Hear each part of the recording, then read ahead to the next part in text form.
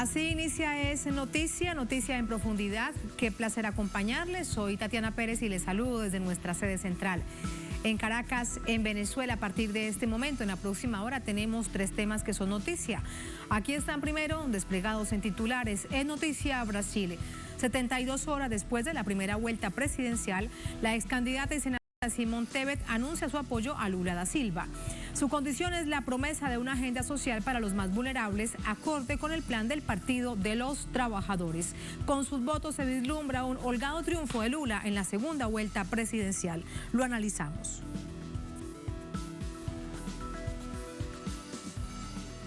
En noticia El Mundo, la OPEP Plus anuncia un profundo recorte en la producción de crudo diario pese a presiones del gobierno de Estados Unidos.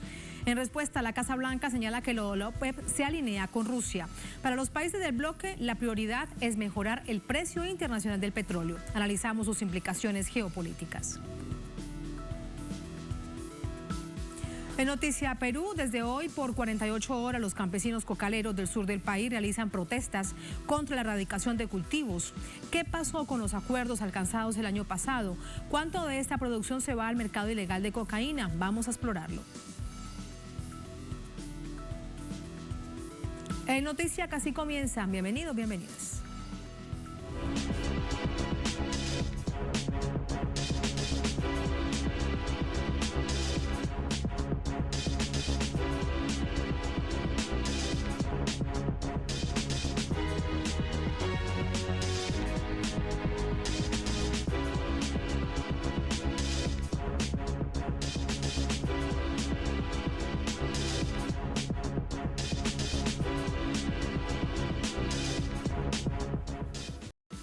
En noticia Brasil, la ex candidata presidencial Simone Tebet anuncia su apoyo a Lula para la segunda vuelta, aportando, dice ella, por un país más inclusivo.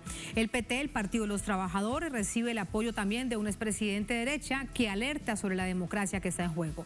Se espera que el expresidente Michel Temer proclame su respaldo a una candidatura. Por sus vínculos políticos, diríamos que Jair Bolsonaro. Hay que ver qué es lo que sucede en próximas horas. La abanderada del derechista Movimiento Democrático Brasileño, Simone Tebet, tercera en primera vuelta con el 4,16% de los votos, anunció este miércoles su respaldo a Luis Ignacio Lula da Silva para el balotaje del 30 de octubre. Repito, votaré por él porque reconozco en el candidato Lula su compromiso con la democracia y con la Constitución, que no reconozco en el actual presidente.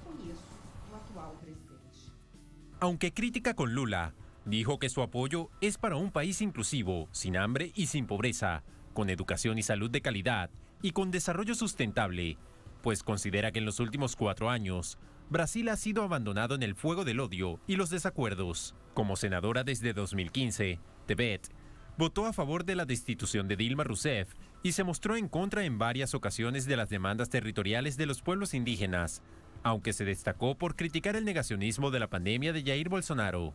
Tebet informó su decisión tras conversar con Lula en la víspera y una vez que el MDB anunciara que al no lograr un consenso, dio libertad de elección a electores y afiliados. El ex candidato Ciro Gómez también se sumó a la campaña de Lula, apegado a la decisión de su Partido Democrático Laborista. Además, este miércoles sorprendió con su anuncio el expresidente Fernando Henrique Cardoso, que apoyará a Lula.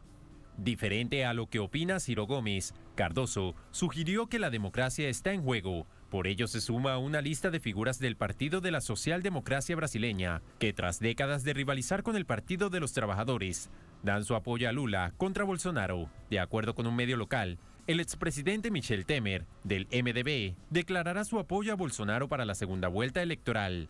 Se espera que Temer y Bolsonaro se reúnan durante el fin de semana, una vez que el expresidente retorne al país. Así van las apuestas durante estos días, que además avanza en plena campaña. Vamos hasta Sao Paulo para conocer más acerca de ello, de este panorama político electoral de cara a la segunda vuelta presidencial pautada para el próximo 30 de octubre. Con Nacho Lemos con nosotros. Hola Nacho, adelante, muy buenas noches. Saludos Tatiana, buenas noches. Muy bueno el relato sobre lo que está ocurriendo en Brasil, sobre cuáles son las alianzas que se están llevando a cabo en el país. cuál es el contexto que se vive en cuanto a las piezas que se van moviendo. Por un lado de Jair Bolsonaro, el candidato que fue segundo en la primera vuelta de las elecciones presidenciales. Por el lado de Lula da Silva también piezas que se mueven, dos muy importantes, tanto como recalcaban Simone Tebet como Ciro Gómez, el partido de Ciro Gómez, específicamente el PDT, están dando apoyo a Lula da Silva. Simone Tebet, hay que recordar que salió tercera en las elecciones en primera vuelta con 4.915.000 votos. El caso de Ciro Gómez es de 3.600.000 votos prácticamente. Esta diferencia, estos dos números son importantes en votos, en los votos que pueden ceder a Lula da Silva. Recordemos también que Lula tuvo una ventaja sobre Jair Bolsonaro de cerca de 6 millones de votos, entonces no es para menospreciar este apoyo.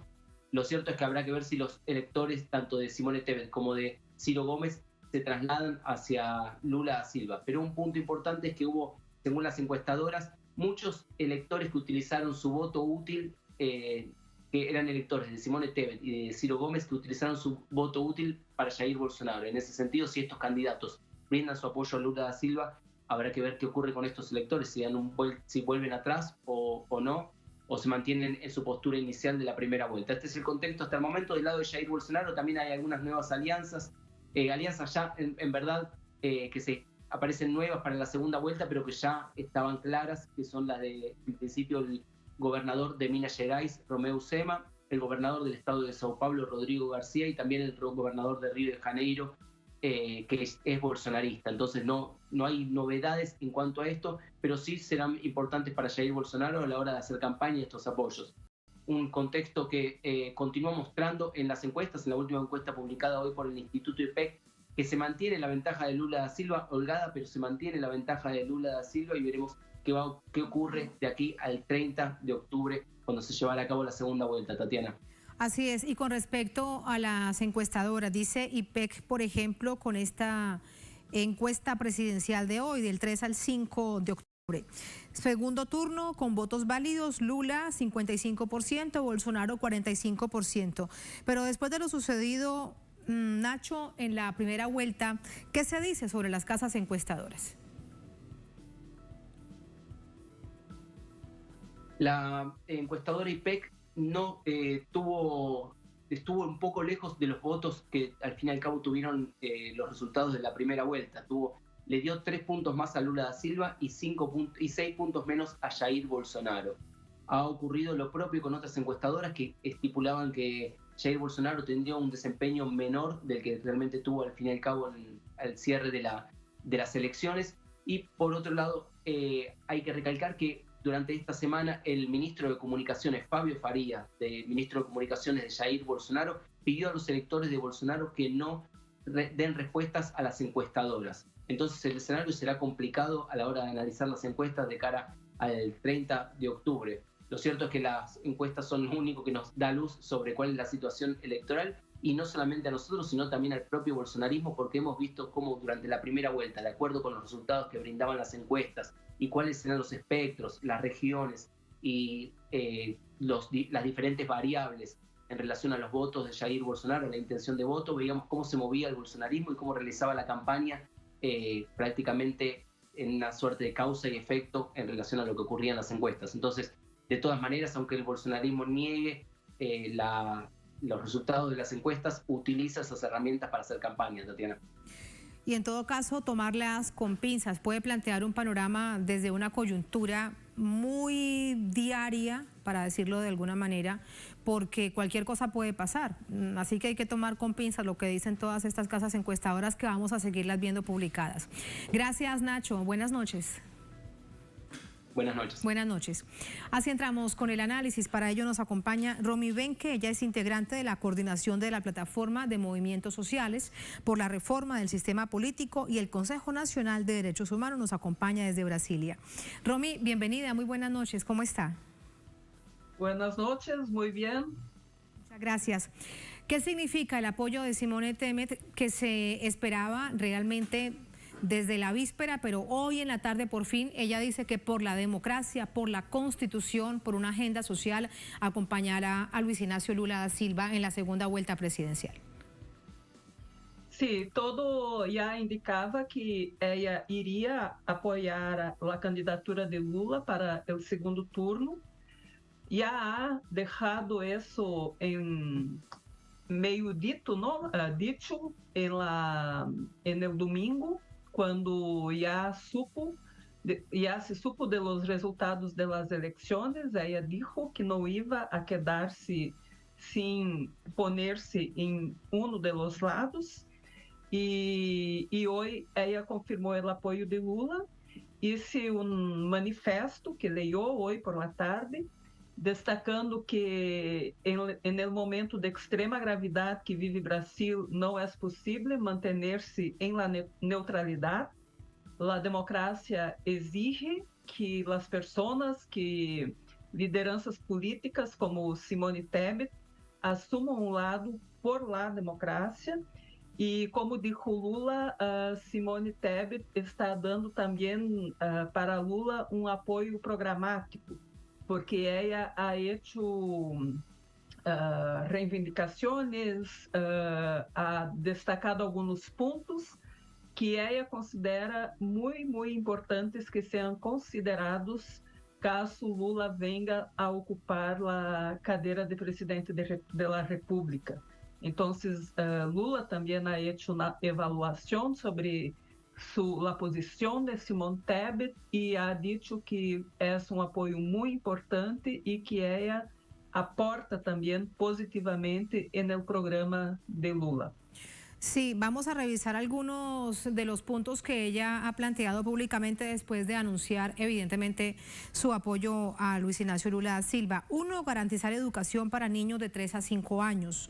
2, acabar con las filas de exámenes, consultas y cirugías, es decir, mejorar el sistema de salud tan decaído y evidenciado en tiempos de pandemia. 3, resolver el endeudamiento de familias. 4, igualar salarios de hombres y mujeres. Y 5, formación plural de los ministerios. ¿Qué opinas de esto y qué consonancia o qué no tiene con respecto a la agenda que ha planteado Luis Ignacio Lula da Silva? Creio que todos os pontos que Simone Tebet ha destacado têm relação com o programa do presidente Lula, porque todo o enfoque do programa buena parte del enfoque del programa del presidente Lula está en las cuestiones sociales, en las políticas públicas, en la salud pública, en la educación.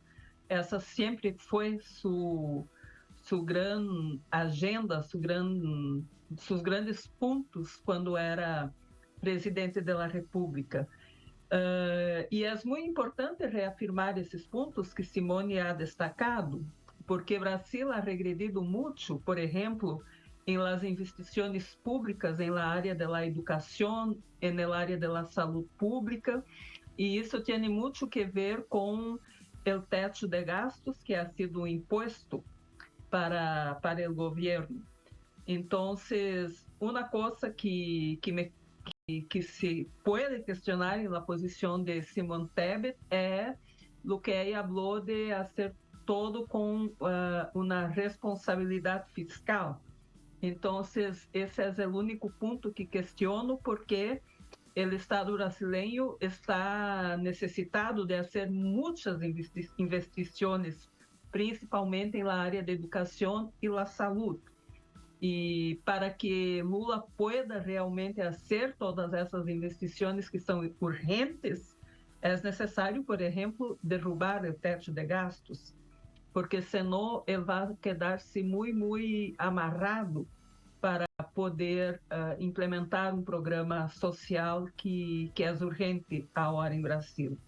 Pero mesmo assim, os pontos de Tebet são muito relevantes e muito coerentes também com a proposta de Lula. Sí, analicemos ahora, Romy, el asunto que es fundamental de cara al 30 de octubre, que son los votos. Simone Tebet obtuvo 4.900.000 votos. Ciro Gómez, 3.900.000 votos. Tercer y cuarto lugar respectivamente. En las últimas 48 horas se anunciaron los apoyos de ambos, porque sobre estas dos figuras había gran expectativa. Son, más de 8 millones de votos que dan de alguna manera cierto respiro si se piensan matemáticamente, pero a veces sabemos que los procesos electorales no son tan matemáticas y no se traslada de un voto de un candidato a otro necesariamente. ¿Cuál es tu visión? Sí, tienes toda la razón cuando tú dices que bueno, el resultado de las elecciones es siempre as matemáticas. La questão de Tebet é muito positivo, que ella ha declarado su posición a favor de Lula, ¿no? De apoyar la campaña de Lula, pero hay un detalle. Su partido, el MDB, ha liberado sus apoiadores, ¿no? A votar em quienes ellos quisierem. Então, isso é uma interrogação que se coloca, porque uma coisa é o apoio de Tebet, outra coisa é a postura do partido, de seu partido, o MDB. Então, nesse momento em que a sociedade brasileira está muito dividida e há um antipetismo muito forte em Brasil que foi criado, realmente há que se poner um pouco de suspeita se realmente esses milhões de votos que Tebet ha logrado alcançar vão todos para Lula, não? Outra questão, o PDT, que é o partido de Ciro Gomes, sim, ha declarado um apoio integral a Lula, não ha tenido essa postura de liberar a seus filiados em votar em quienes desejam, pero é uma postura do partido PDT apoiar Lula. Então, esse me parece que é um apoio mais integral, mais comprometido. Romy, y permíteme preguntarte acerca de una figura nefasta para la democracia de Brasil, como es el expresidente golpista Michel Temer. Él es miembro del partido de Simone Tebet. Sí, él es del partido de Simone Tebet. Y los medios locales, claro, y hoy los medios locales hoy estaban diciendo que en próximas horas, eso hay que estar pendiente, porque lo han dicho medios locales sin citar fuentes realmente, que apoyaría a Jair Bolsonaro. Esto quiere decir entonces que hay una verdadera grieta dentro de ese partido. Hay una verdadera grieta en ese partido. E hoje por la tarde ha salido uma notícia de que Temer iba a apoiar Bolsonaro. Depois Temer vino e dijo publicamente que não, que todavia não havia se manifestado. Pero é uma questão que está aí em aberto. Embora Lula está com apoio importante, por exemplo, de Fernando Henrique Cardoso, que é um ex-presidente do Brasil, e ele muito reconhecido por causa do Plano Real e assim por adiante. Então, Lula está angariando muitos apoios significativos. Agora, há que ver se esses apoios também vão a resultar em votos para Lula, que é o mais importante de todo. Claro, ahora hay 39 millones de personas, casi 40 millones de personas que no salieron a votar. ¿En dónde debe buscar el Partido de los Trabajadores en estos días que quedan de campaña para la segunda vuelta, Luis Ignacio Lula da Silva, esos votos? Entonces, toda a militância do Partido de los Trabajadores nesse momento está em las calles, dialogando, hablando com as pessoas, haciendo a discussão política, tentando fazer com que as pessoas compreendam se hoje estão em trabalho fijo, se estão no trabalho informal, que isso todo é resultado de uma política de governo que ha sido imposta por lo menos em los últimos 4 anos, porque desde o impeachment de Dilma, na verdade, não há mais investição em saúde pública, em emprego e assim por adiante. Todo o aumento da pobreza, Brasil regressar outra vez ao mapa do hambre, isso não é algo que acontece como se fosse mágica, pero isso é resultado de uma decisão política de um governo.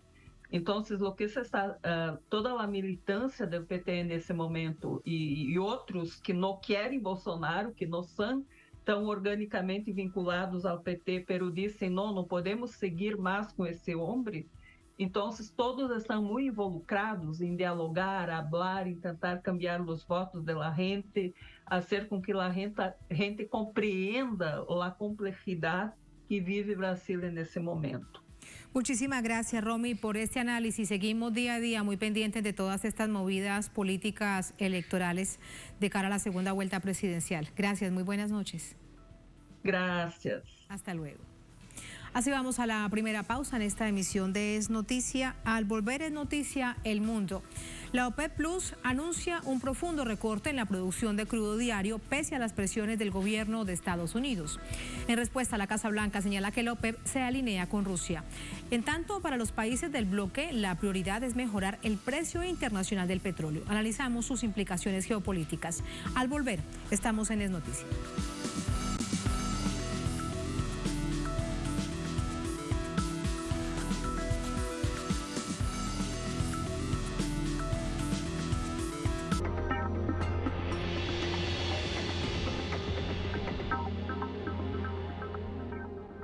En Conviasa sabemos lo importante que es mover tu negocio. Por eso ofrecemos el servicio Conviasa Cargo. Hoy llevamos tu mercancía a más de 16 destinos internacionales. Con personal calificado y la mejor tarifa del mercado, podrás enviar hasta 90 toneladas. Contáctanos por nuestra página web, correo o el número que aparece en pantalla. Movemos tu negocio siempre a tiempo.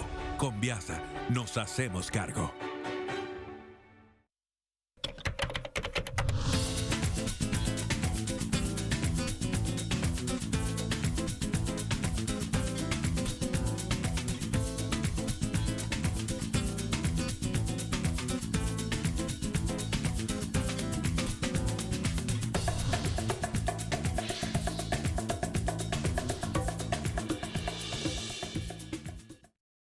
Sigue minuto a minuto nuestra programación, ahora disponible también en audio a través de nuestra página web. Podrás mantenerte al día sobre los acontecimientos y noticias que suceden alrededor del mundo con un enfoque latinoamericano y confiable. Telesur, la señal informativa de América Latina y el Caribe.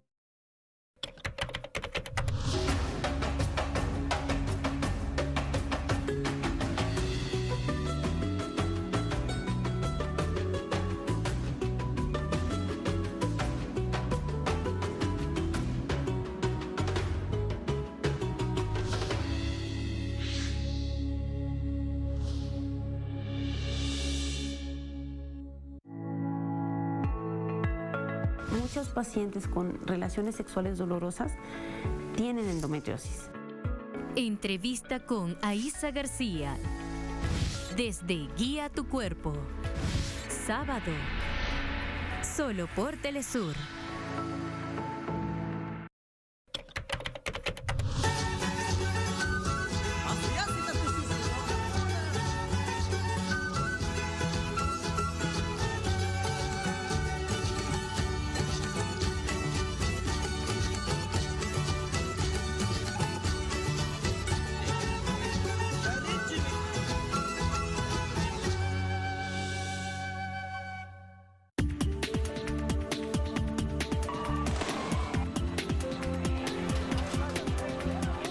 De lunes a viernes te ofrecemos un espacio de entrevistas que impulsa el análisis de los acontecimientos políticos.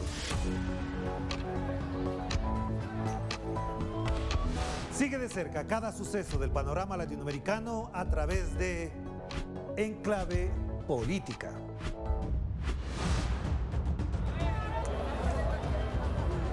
Solo por Telesur. El deporte no es solo lo que ves. No todo es triunfo. Competencia va más allá. Disciplinas que transforman, emocionan, trascienden y se adaptan a la realidad de quien la vive. Deportes Telesur. En sus 2 emisiones, de lunes a viernes. Solo por Telesur. Recorre los acontecimientos nacionales e internacionales. en un espacio que ofrece lo más relevante del panorama mundial y lo que fue noticia durante toda la semana. En síntesis, todos los viernes, solo por Telesur.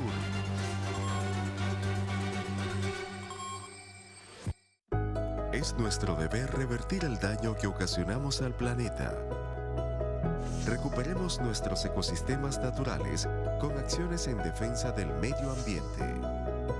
Sigamos luchando por un mundo más verde. Miércoles, solo por Telesur.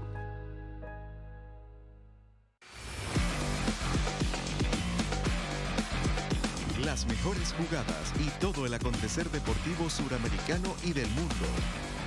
Desde nuestra América Deportiva. Sábados y domingos. Solo por Telesur. En un mundo que no se detiene, te brindamos un espacio para mantenerte al día. Toma un momento, respira y cuida de tu salud física y mental. Equilibra tu bienestar y guía tu cuerpo.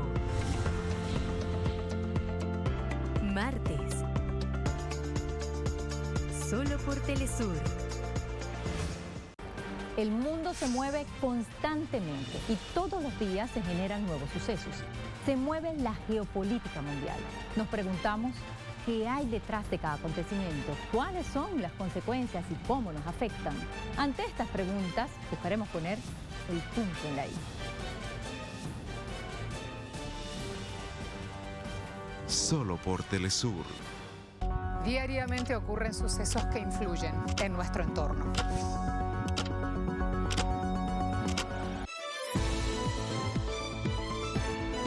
Entérate de las noticias más relevantes de América Latina y el mundo en nuestra agenda abierta.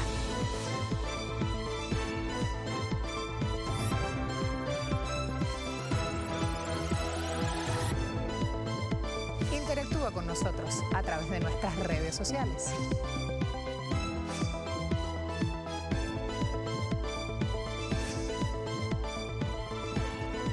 Los esperamos aquí, de lunes a viernes, solo por Telesur.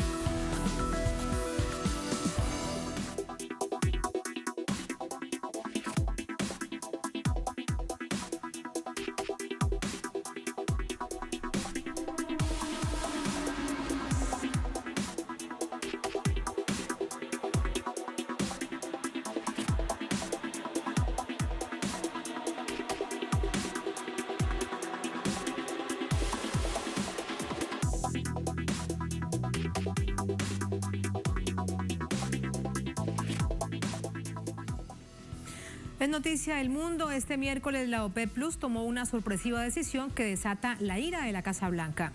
El bloque petrolero más Rusia aprobó un recorte de la producción de petróleo en 2 millones de barriles diarios, tras recomendaciones de su comité de monitoreo. Se trata de la mayor disminución en la producción de crudo desde que comenzó la pandemia por la COVID-19 en el año 2020. Vamos a revisarlo.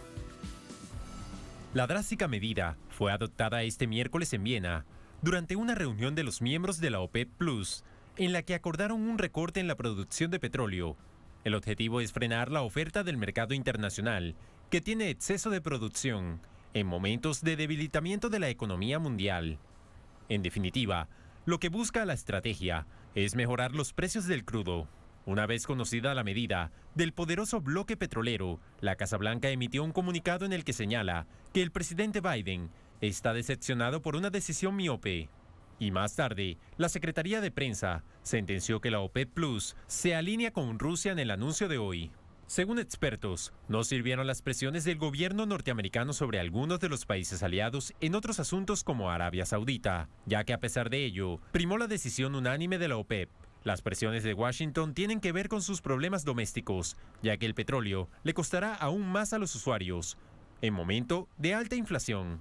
En respuesta, el gobierno anunció que continuarán con la liberación de millones de barriles de la Reserva Estratégica de Petróleo del país. En tanto, el secretario general de la OPEP, Haytham Al-Ghais, aseguró que no se está poniendo en riesgo el mercado energético, pero que la seguridad energética sí lo tiene. Vamos con el análisis. Vía telefónica nos acompaña el profesor Miguel Jaimes, experto en temas petroleros, catedrático universitario, nos acompaña desde Mérida, aquí en Venezuela. Profesor, ¿cómo está? Muy buenas noches. Tatiana, amigos de Telesur, un gran saludo para ustedes.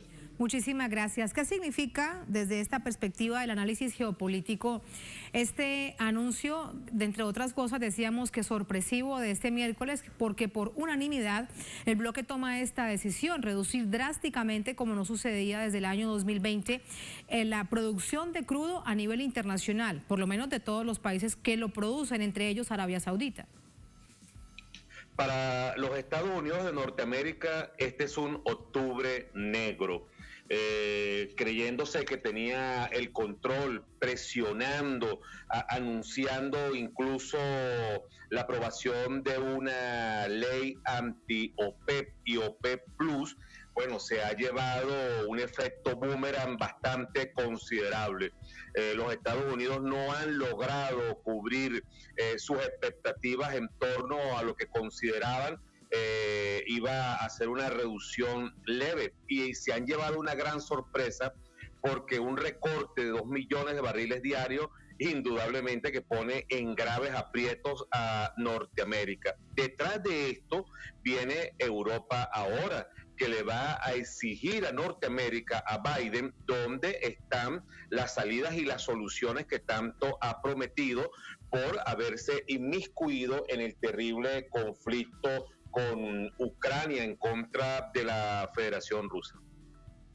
A nivel interno para Estados Unidos, según los expertos, se vienen entonces tiempos difíciles, aumentada la inflación, crisis económica. Cuando una persona vaya a llevar su carro a una estación de gasolina, le va a costar mucho más. Malo, pensándolo incluso, profesor Jaimes, en la campaña de medio término de noviembre. Un desastre completamente para el señor John Biden. Por eso hablo de un octubre negro que se va a encadenar con las elecciones de medio término ahora del mes de noviembre. Un verdadero tsunami, tal y cual como lo hemos anunciado, es el que va a sufrir los demócratas en estas elecciones. Estaríamos hablando por primera vez en ver un galón de combustible, de gasolina, un galón que son 3 litros, .75 centímetros cúbicos, ni siquiera 4 litros, llegando, rozando los $10. Estamos hablando que los principales marcadores pueden llegar incluso a 110 y 120 dólares por barril. El consenso energético global que los Estados Unidos querían obtener a raíz de la fuerza ha sido totalmente destruido frente a sus narices. Con esto la OPEP y la OPEP Plus está proponiendo un diálogo, está proponiendo una negociación. El petróleo es un arma de la geopolítica, y como una de sus expresiones en este momento es el que pudiese considerar objetivos claros y metas en torno a un consenso y a una solución al problema energético que hay en Europa y en Norteamérica. Pero, profesor, ¿cómo entender que esta decisión se toma de manera unánime, incluido Arabia Saudita, un alfil completamente sometido a la política exterior estadounidense? ¿Por qué en esta oportunidad va lo que debería ser siempre con la OPEP Plus, pero en otras oportunidades decide optar por la política exterior norteamericana? Muy importante lo que usted señala, Tatiana, porque los Estados Unidos están recibiendo una dosis de su misma medicina, de su misma fórmula, producto que las declaraciones, las intervenciones, las acusaciones que llevó en un principio de gobierno el señor John Biden en contra del reino de Arabia Saudita, hoy se está cobrando. Las acusaciones fueron realmente una fundamentación muy fuerte, y Arabia Saudita hoy en día está reaccionando. Incluso recordemos la introspectiva visita a Riad del presidente norteamericano, cuando ni siquiera el rey, el señor Abdelaziz, ni siquiera tocó su mano en aquel breve saludo.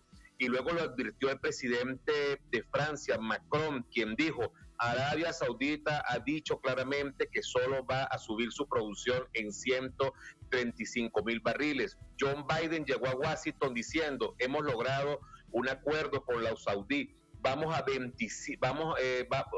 Saudita va a producir 16 millones de barriles. Y después Arabia Saudita respondió y dijo: sí, pero esos son nuestros planes de aquí al 2028. Entonces, realmente una política energética sin tino, sin coherencia, una política energética que sienta los Estados Unidos que puede lograr a partir del uso de la fuerza y de la muy mala diplomacia. ¿Y cómo analizar, cómo interpretar esta amenaza de la Casa Blanca, primero en un comunicado, luego con la secretaria de prensa de este espacio de la Casa Blanca en Washington, contra la OPEP, donde dice: se ha alineado la OPEP Plus a Rusia, y dice que es una decisión miope? Este tema de la decisión miope está en el comunicado que emitía antes de esa declaración la propia Casa Blanca. ¿Cómo interpretarlo? Bueno, la Casa Blanca, en términos criollos y populares, está que arde. La situación es bastante delicada, porque cualquier proyección y análisis intermedio que logre hacerse no da ningún resultado positivo. La Casa Blanca está muy desesperada en este momento. Claramente se alinea la OPEP Plus y la OPEP para tomar el liderazgo de la colocación de petróleo en el planeta, así de sencillo, y de colocar igualmente su precio. Pero esto sucede producto de la presión que hace Norteamérica con Ucrania en contra de la Federación Rusa. Y ojalá Norteamérica entienda que este es un llamado a sentarse en una mesa de diálogo y de paz. Si no es así, bueno, los demás no son huérfanos, los demás no se van a quedar quietos. Me refiero a los que están en las organizaciones OPEP. Van a reaccionar, porque es que la diplomacia petrolera que lleva Norteamérica ha sido un fracaso, y las relaciones internacionales para muchos países no puede seguir siendo de garrote, además. Escenario. La diplomacia petrolera estadounidense, lo hemos visto, es de garrote. Ahora, que la Unión Europea se haya sometido y que se dé un tiro al pie, ese es otro asunto, en el marco del conflicto con Ucrania y los altísimos precios de los recursos energéticos que lamentablemente padecen los bolsillos del pueblo europeo. Hay una declaración del secretario general de la OPEP, de Haytham Al-Ghais, que es muy interesante. Él dice: no se está poniendo en riesgo el mercado energético mundial, pero sí hay un precio. La seguridad energética sí tiene un precio. ¿Qué le quiso decir a Estados Unidos?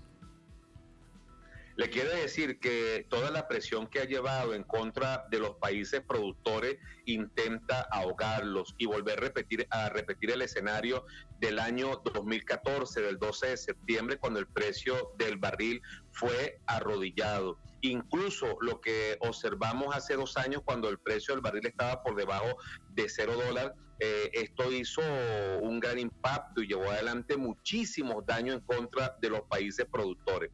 Hoy los países productores, alrededor de su secretario general de la OPEP, pues igualmente tienen una agenda, y en esa agenda está la protección de los precios, de las rutas, del mercado, y como tal van a actuar. Que se olviden los Estados Unidos de aquella OPEP que querían controlar, presionar, someter, perseguir. Esa OPEP para Norteamérica cesó. Pudiésemos casi decir que esa OPEP para Norteamérica se acabó.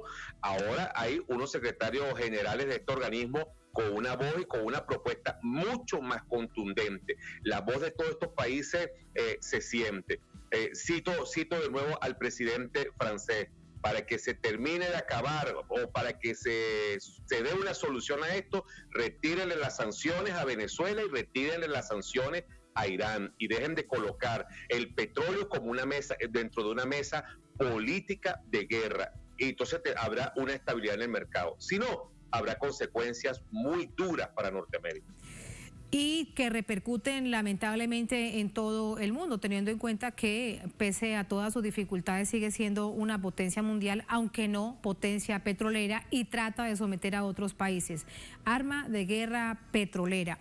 Ahora, profesor, producto de su experiencia, le pregunto, ¿a cuánto podría llegar, dada esta medida que toma la OPEP, el precio del petróleo? Decía un experto que por ahora puede llegar en próximos días, próximamente, a $90 el galón. El galón ha traspasado en los principales marcadores los $90. Algunas consultoras como JP Morgan estaban hablando que quitando del mercado 1 millón de barriles pudiese llegar a $110. Ahora imagínense usted cuando se... Profesor. Lamentablemente perdimos la comunicación con nuestro invitado, con el profesor Miguel Jaimes. Me dicen que de nuevo no se escucha. Profesor, ¿me escucha? Sí, de nuevo le escucho, perdón. Adelante, bueno, siga con su análisis, por favor. Bien, le decía que en los principales marcadores, el West Texas, el Brent y en el OPEP, los precios van a sobrepasar los 3 dígitos, y ya algunas encuestadoras y aseguradoras así lo están vaticinando. Lo que acaba de suceder en este momento en torno a esta decisión no es cualquier cosa, no es poca cosa, es una respuesta contundente del mercado petrolero organizado, coherente. Allí se plantea una agenda. Si los Estados Unidos entienden que la agenda debe seguir siendo la guerra, pues bueno, las consecuencias van a ser mucho más duras, y entonces la OPEP se va a preparar para un mercado de conflicto mundial, y como tal los precios van a reaccionar al alza. Con respecto a esto, y para despedirlo, es que no quiero dejar de preguntarle acerca de esta postura que ha tomado hoy el gobierno de Alemania a través de su ministro de Relaciones Exteriores. Él culpa a Estados Unidos del desastre energético de la Unión Europea, aunque es así, nadie se había atrevido a decirlo. Y hoy el canciller, quien funge como ministro de Exteriores, es quien lo dice. Era cuestión de esperar, porque Alemania ahora empieza a sentir el fracaso de haber apostado a la paralización con los contratos con el Nord Stream, el número 2, y también va a lamentar Alemania la expropiación de importantes empresas petroleras y gasíferas de Rusia dentro de su territorio. Con esto vamos a ver ahora una mesa de negociación de varios países europeos, una agenda en una mesa de acuerdo directamente con la Federación Rusa. Porque, bueno, nada hay que esperar de Norteamérica. Ha sido un fracaso su diplomacia, ha sido un error su intervención militar desde finales de febrero de este año, con una guerra que ya lleva más de medio año y que intenta prolongarse.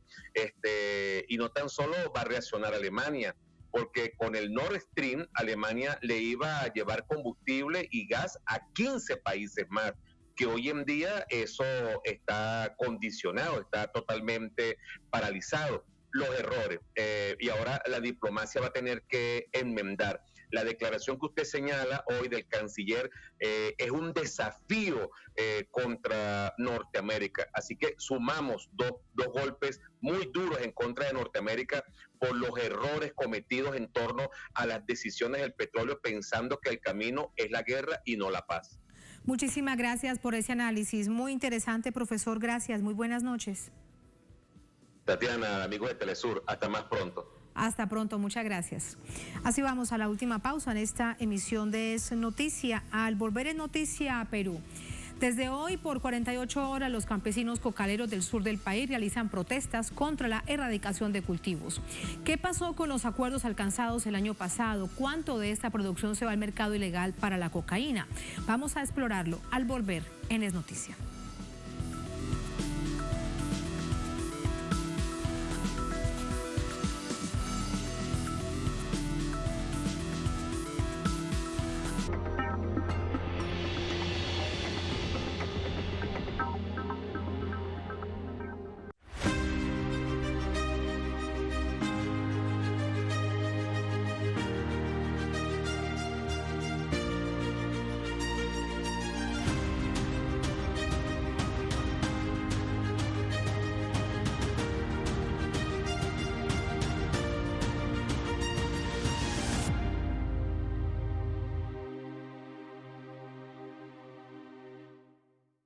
El balón rueda con buena música en Telesur. Llegaron temas de diferentes ritmos musicales y solo uno se convertirá en la próxima canción para Qatar 2022 en honor a Diego Armando Maradona. Gracias a la gran participación y full sintonía. Sigue pegado a nuestra multiplataforma y entérate muy pronto del resultado. Porque Telesur siempre da más.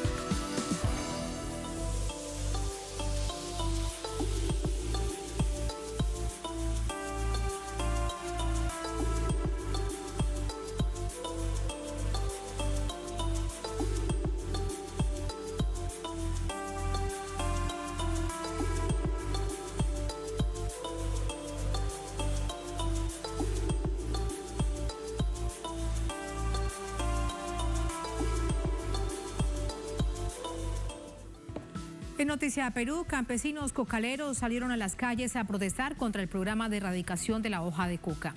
Denuncian que no han cumplido con la erradicación y sustitución progresiva de cultivos como se había prometido.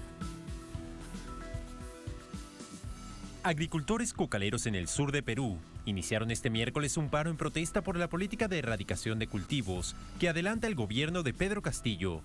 La Federación de Productores Agrarios del Valle de los Ríos Apurímac, IENE, que agrupa a unos 20.000 agricultores en 16 distritos de los departamentos sureños de Cusco y Ayacucho, indicaron que esta acción se extenderá hasta el viernes o hasta que el Ministerio del Interior suspenda el plan de erradicación de los cultivos de coca.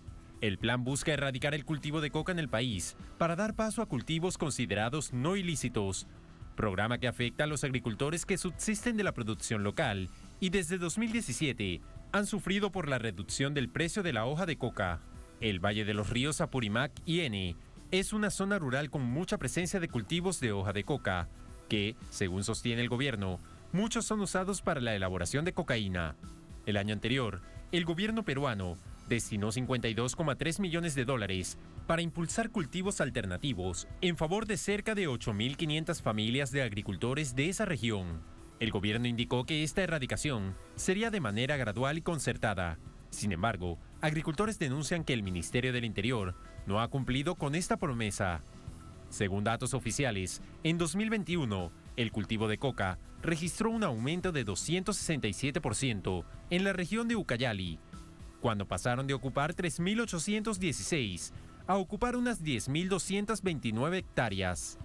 De acuerdo con el último reporte de la Comisión Nacional para el Desarrollo y Vida sin Drogas, de Vida, los cultivos de hoja de coca crecieron de 61.777 hectáreas en 2020 hasta 80.381 el año pasado, un 30,6% más. Incremento que, según la institución, corresponde al aumento de superficie sembrada, pero también a la ampliación del sistema de monitoreo en nuevos ámbitos.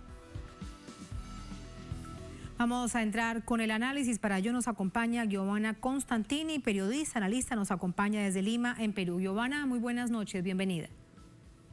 ¿Qué tal, Tatiana? Muy buenas noches, encantada de estar con ustedes y a la disposición de tus preguntas. Muchísimas gracias. ¿Qué es lo que está sucediendo? Dicen los campesinos cocaleros del sur del Perú que el gobierno no cumplió con la promesa del año pasado, que también se realizó una movilización, una protesta de similares características. Bueno, sí, definitivamente aquí hay un escenario que es repetitivo y recurrente. Las protestas del sector cocalero en el país data de una década atrás, por el mismo problema de siempre, donde la palabra correcta no sería la erradicación, porque incluso se hizo una enmienda, sino la reducción del hectareaje cocalero. Es muy difícil la erradicación completa en un sector, además, donde ya se ha propagado. Debemos tener en cuenta, Tatiana, que el actual gobierno se enfrenta además a una promesa incumplida por parte del propio presidente en plena campaña presidencial, lo que lo catapultó al gobierno, porque hay que tener en cuenta que el sector que lo lleva a Pedro Castillo al gobierno es justamente el sur del país, donde Pedro Castillo se compromete, ¿no?, como una promesa bandera, que era la legalización de la hoja de coca y promover la industrialización de este cultivo. Es por ello que este sector pues está justamente pidiendo al presidente que cumpla con su promesa. Ahora, este problema tiene un escenario que no podemos desconocer, ¿no? Hay que tener en cuenta que el 60% de los agricultores de esta zona, Tatiana, son productores cocaleros, y el 92% de esta producción se va al narcotráfico. Pero uno se pregunta, ¿y dónde está la DEA?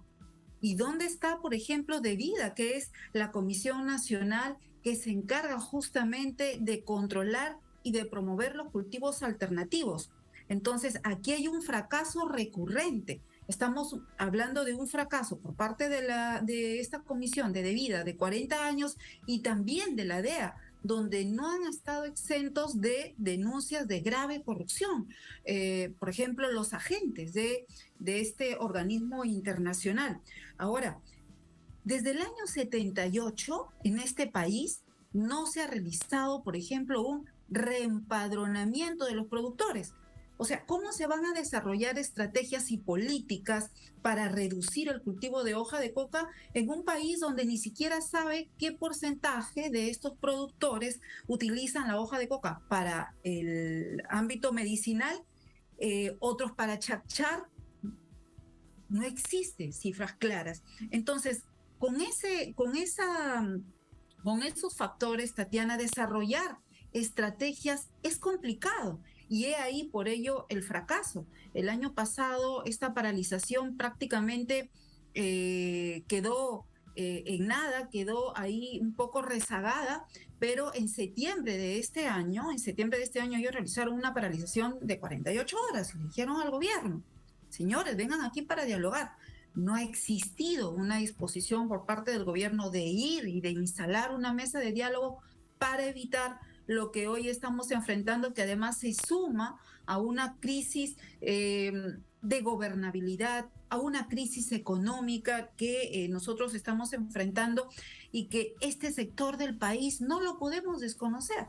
O sea, a estos agricultores que viven y que subsisten en base al cultivo de hoja de coca, no los puedes desaparecer de la noche a la mañana. Es un asunto de literalmente medio de subsistencia. ¿Y qué pasó con este equivalente de 52,3 millones de dólares que se anunciaban el año pasado para la erradicación de cultivos de manera progresiva y voluntaria por parte del campesinado? Bueno, este presupuesto en realidad no ha variado desde hace una década. El presupuesto sigue siendo el mismo, 52,3 millones de dólares, pero que resulta insuficiente, además, en un problema que debería ser abordado de manera multisectorial, porque hay que tener en cuenta que esta zona del país, que tengo la suerte de conocerla directamente y donde he visto cómo los agricultores de la zona del Braen, por ejemplo, yo he tenido la oportunidad de estar ahí con los funcionarios de DEVIDA, con la misma USAID, donde los productores me decían, Giovanna, nosotros salimos aquí para la foto, pero lo cierto es que aquí ni siquiera tenemos puentes que nos faciliten poder trasladar nuestros cultivos alternativos. O sea, la diferencia del precio entre un cultivo alternativo, que podría ser 14 soles, comparado con 20 veces más el cultivo de hoja de coca, sin la infraestructura adecuada, es complicado. Y yo recuerdo que ellos claramente me dijeron, nosotros vamos a tener que volver a la hoja de coca porque nos es imposible subsistir. Entonces, en un país donde el flagelo de la corrupción sigue en carrera ascendente, es complicado con el mismo presupuesto, sin tomar, digamos, el problema de manera multisectorial. Estas zonas son las más pobres. Por ejemplo, para llegar a esta zona de los cultivos teníamos que subir unos cerros enormes donde literalmente no llega Dios, no llega el Estado. Entonces, prácticamente el Estado, desde la década del 68, que era un poco hectareaje, ha ido en carrera ascendente este cultivo de hoja de coca porque no existe la presencia del Estado, no existe salud, no existe educación, no existe luz, no existen las mínimas condiciones para vivir. Entonces es complicado que con un presupuesto desde un sector, además que se destina a las municipalidades, se pueda combatir este problema con los resultados que ahora estamos viendo, que son paralizaciones recurrentes, permanentes, sin una solución, donde el gobierno no desarrolla políticas, no tiene una idea, no tiene una estrategia. Hay que tener en cuenta que el presidente de Vida en estos momentos ya estuvo en un anterior gobierno, estamos hablando del año 2012, donde él impulsaba otro tipo de políticas que ahora no se están aplicando. Es complicado, Tatiana, desarrollar una estrategia de lucha antidrogas, aunque suene bonito el término, si es que no se toma en cuenta a estos sectores, sino que si no se desarrollan estrategias en base al consenso y a escuchar y a conocer su realidad. Entonces, claro, ¿por qué han fracasado esas estrategias? Porque se han desarrollado desde la capital de la República sin tomar en cuenta su realidad. La cadena primaria de una estructura que utiliza o que usa precisamente a esta cadena primaria, lo vemos en Perú, lo vemos en Colombia, lamentablemente en otros países de nuestra América Latina, pero sobre todo en Perú y Colombia, que los usa de una manera muy hábil porque es un asunto de subsistencia. Y a propósito de esto, veíamos los informes de Naciones Unidas. En 2021 pasó el cultivo en la hectárea de la hoja de coca para la fabricación de la cocaína en 23%, de 2020 al año 2021. Hasta ahora no hay cifras de Naciones Unidas para el año 2022, pero se presume, de acuerdo a este informe de Naciones Unidas, Giovanna, que tiene que ver por la pandemia y que había tanta atención sobre la COVID-19 que se descuidaron otros sectores. ¿Qué crees al respecto? Bueno, sí, una vez más se demuestra, Tatiana, que estas políticas, tanto nacionales como internacionales, estos convenios que los cuales el Perú está adscrito, no han tenido ningún resultado, donde, por ejemplo, solo el año pasado vimos un aumento de hectareaje de 20.000 hectáreas más solo el año pasado. Entonces, aquí existe, como lo dije al inicio, un fracaso conjunto, tanto de los organismos internacionales como también de la Comisión Nacional para el Desarrollo y Vida Sin Drogas, que es de Vida, como también del gobierno actual, tomando en cuenta, Tatiana, que a diferencia de otros gobiernos, pues en este gobierno, este sector exclusivamente el cocalero, que además fue muy cuestionado, el pronunciamiento de Castillo en ese entonces de legalizar la hoja de coca, ahora se enfrentan pues a una realidad, ¿no? Y lo que vemos es... yo creo que, como todas las políticas norteamericanas en base a este sector, son políticas hipócritas donde la corrupción ha gobernado durante todos estos años y donde, lejos de disminuir el cultivo de esta hoja de coca, lo que ha hecho es aumentarlo de manera exponencial. O sea, Perú ahora se ha convertido en el primer país productor de hoja de coca. productor de cocaína. Entonces, lo cual significa que se tienen que cambiar las reglas de juego, que se tienen que cambiar las estrategias. Ahorita estamos hablando, por ejemplo, de más de 20.000 agricultores que están dispuestos a salir y a defender con su vida porque es lo único que les permite educar a sus hijos, atender sus necesidades mínimas. Con ese dinero ellos comen. Hay productores que, por ejemplo, siembran su hoja de coca para cambiarlo por productos de pan llevar, por los alimentos que necesitan diariamente porque no existe el Estado. Entonces ahí te enfrentas a una realidad y yo creo que el actual gobierno, recientemente se anunció la presencia del secretario de Estado norteamericano en el país, estuvo por Colombia y bueno, esperemos que se desarrollen no solo políticas o estrategias desde el escritorio, sino donde participen y donde exista un consenso con estos sectores, que además ellos han estado dispuestos a sentarse, a dialogar, a incluso ceder terreno que ellos dedican para el cultivo de hoja de coca, pero en base a una estrategia, cosa que no existe. Prácticamente estamos frente a una política de lucha antidrogas totalmente empírica, como si no tuviéramos al frente a profesionales que conozcan nuestra realidad, la realidad de la zona del Braen, la realidad de Sangabán en Puno. No es la realidad de la capital de la República. Yo creo que esta paralización... Claro, es un problema estructural, además es un problema histórico, como bien dices, desde los años 60, y si todo sigue igual, también esto nos recuerda, con eso quiero despedirte, Giovanna, para concluir, que es parte de la fracasada lucha antidrogas impuesta por Estados Unidos. Totalmente.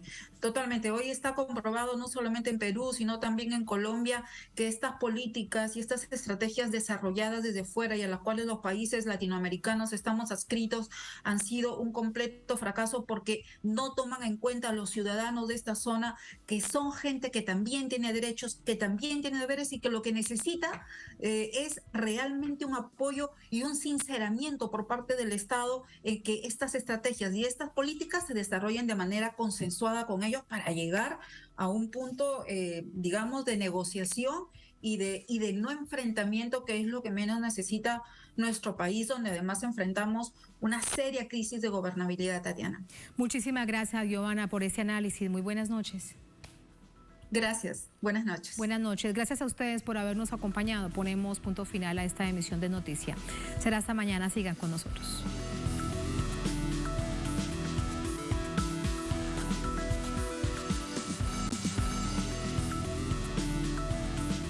Avanzamos